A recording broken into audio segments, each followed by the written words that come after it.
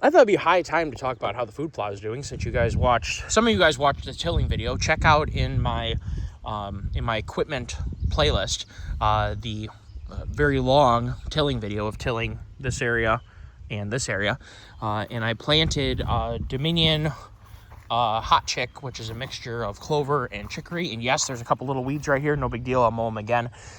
I did mow this already once and it eliminated, there were some weeds right here. It's amazing how if you just let them grow a little bit, mow them off, then your food plot outcompetes your weeds, which is great. So we have a very strong, excellent germination. I'm very impressed. I have no affiliation with Dominion at all. I ran into it because I was watching a YouTube video on putting in food plots into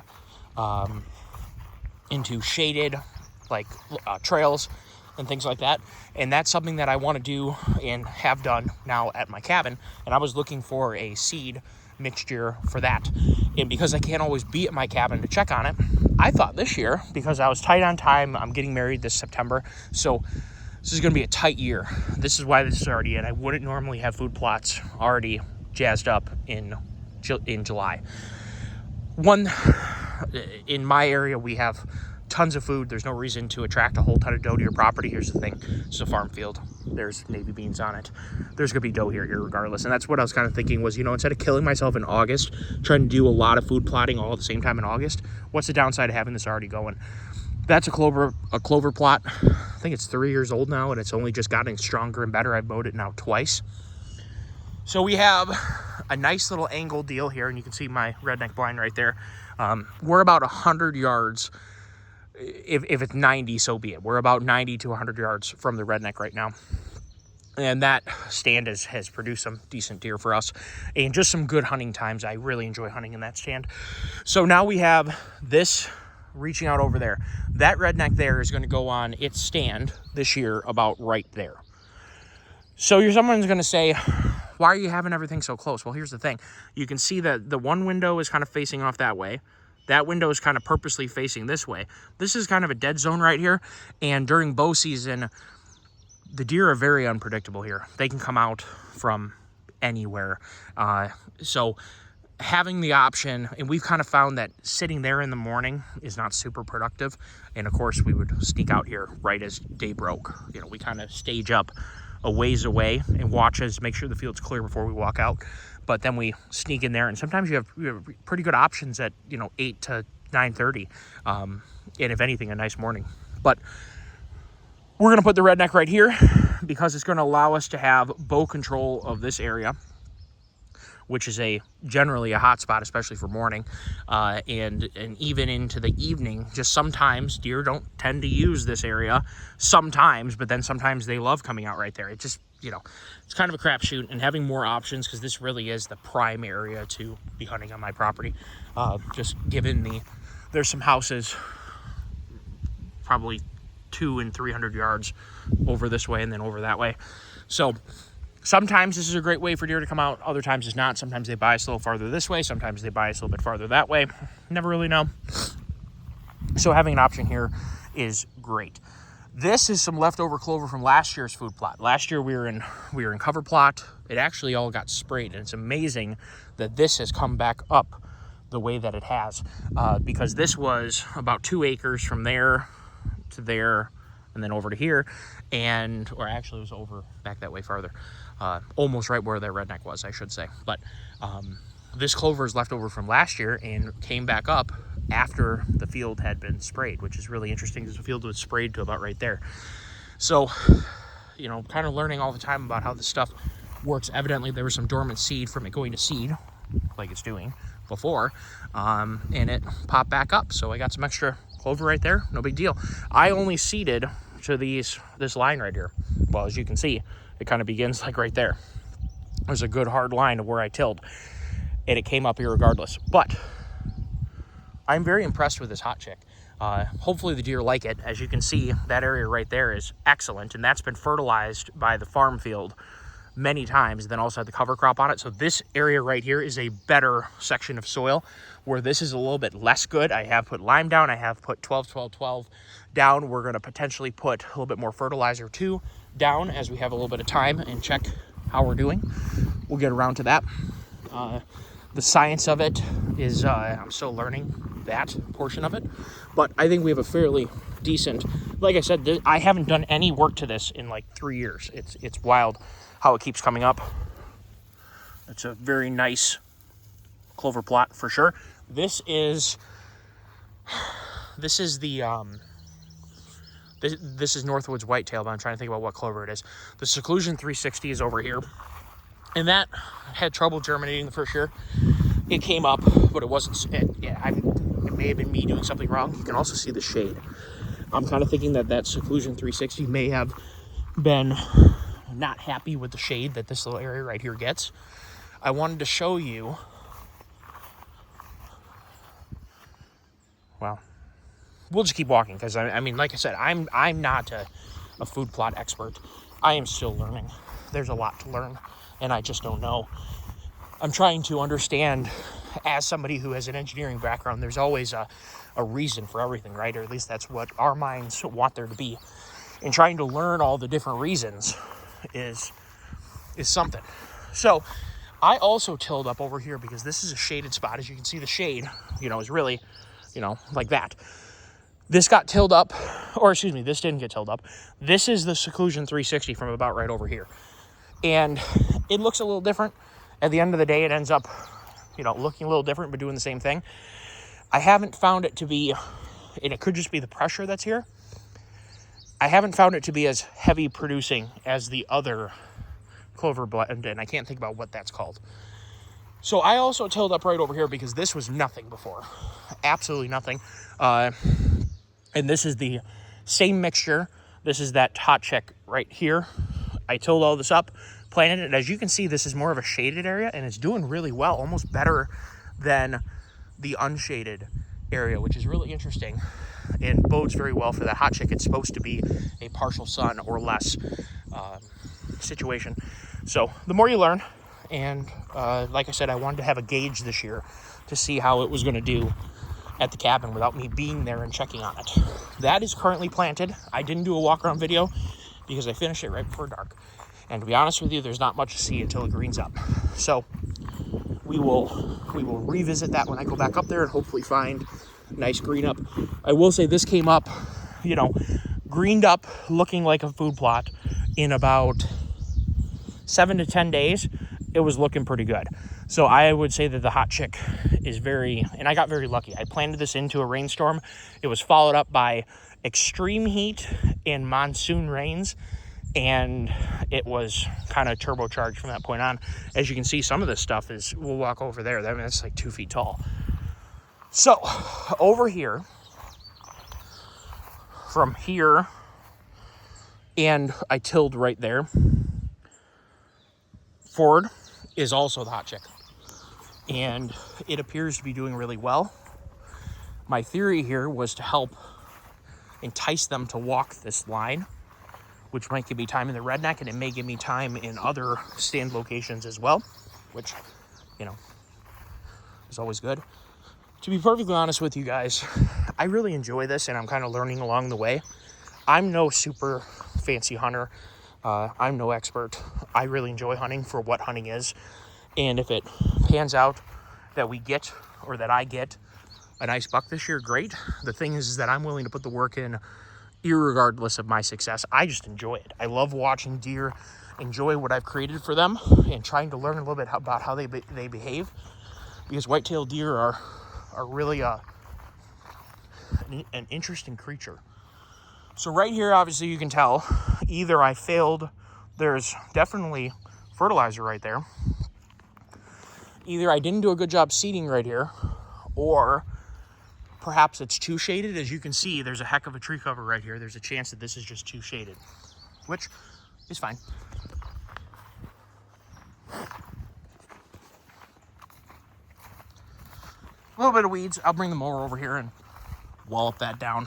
That's no problem. So when I first got this property, I put in haste a tree stand on that birch tree. It was really sketchy to sit in because the birch tree is super angled, but this is a really interesting spot to sit. So we're going to have to revisit how we're going to do this. And As you can see, I cut that rotten tree down. It was right there. This is a really interesting spot to sit, given its, you know, distance from things. I just really enjoyed sitting here.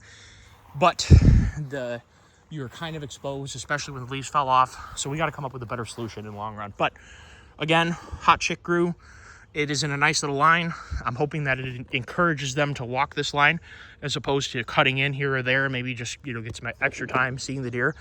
I'm going to trim that tree to allow the windows of the redneck to be able to see down here, but that is not my intended goal to be able to shoot this far. I would like to have another, you know, blind set up here. It may be another one of those Mavs. I have 2 more Mavs I can use. Over here,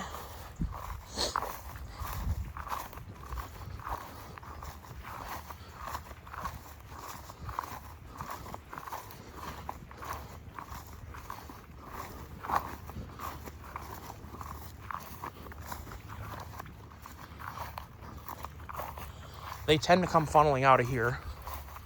There's kind of a natural licking branch hung, which is heavily utilized during the season.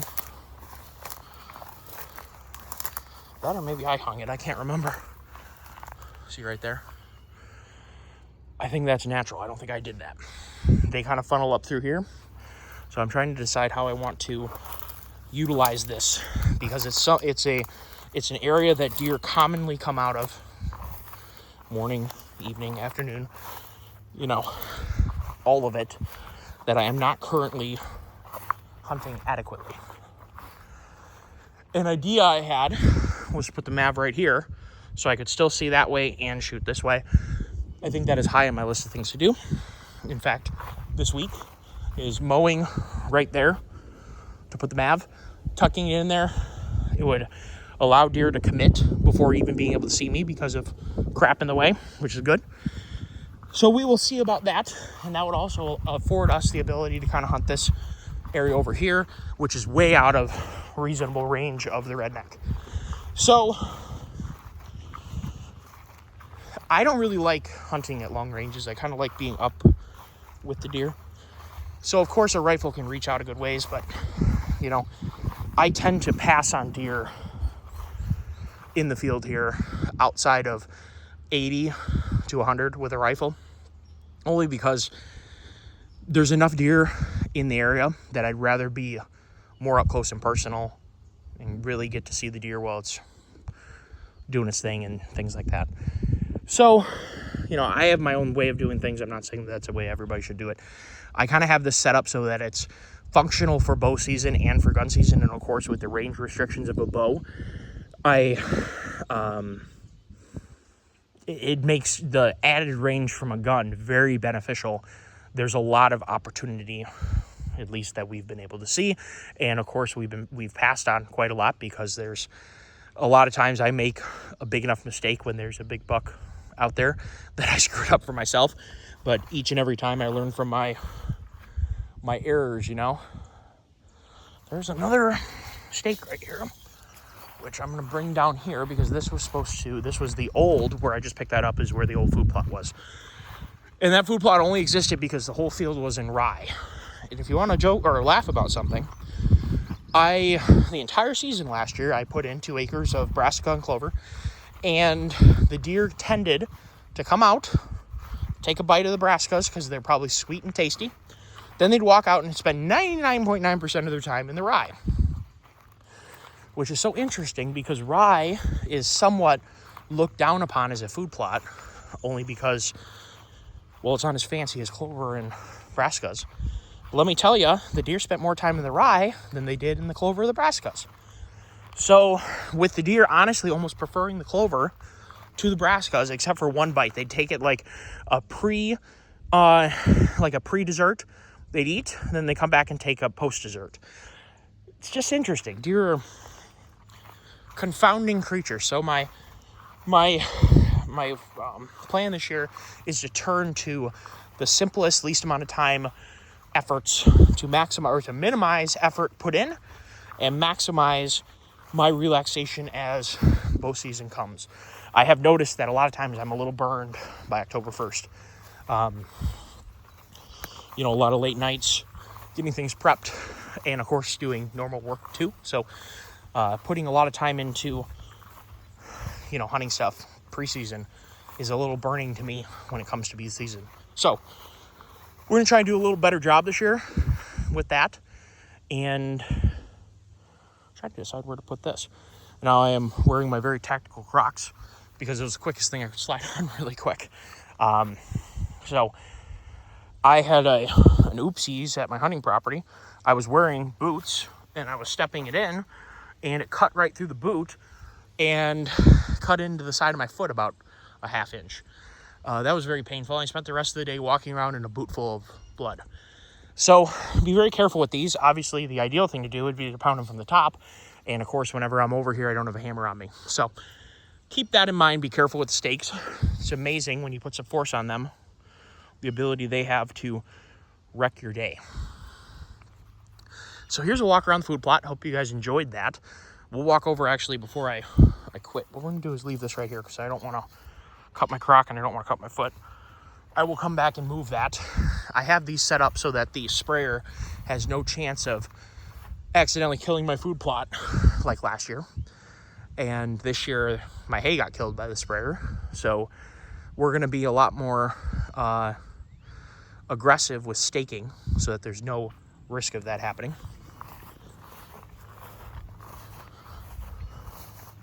Definitely have some strong growth here. You know, it's almost knee high, and I'm 6'2", so very strong growth here. So I am very pleased with this this mixture. I ordered some more domain stuff because I'm very impressed with the purity, the germination, and the lack of work that I've had to put in. It's a lot of effort to spread lime by hand. It's a lot of effort to spread fertilizer by hand, and for the minimum effort that this plot took to look this good, I am resoundingly pleased with the results, and it allows me to spend more time working on projects, which, as you guys know, I'm famous for collecting.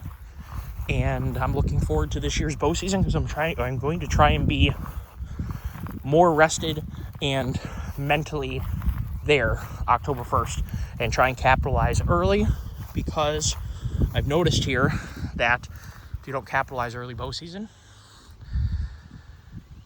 you basically have the pre-rut time period and maybe the beginning of the rut to capitalize, or you're not going to see any big deer until after the corn gets pulled.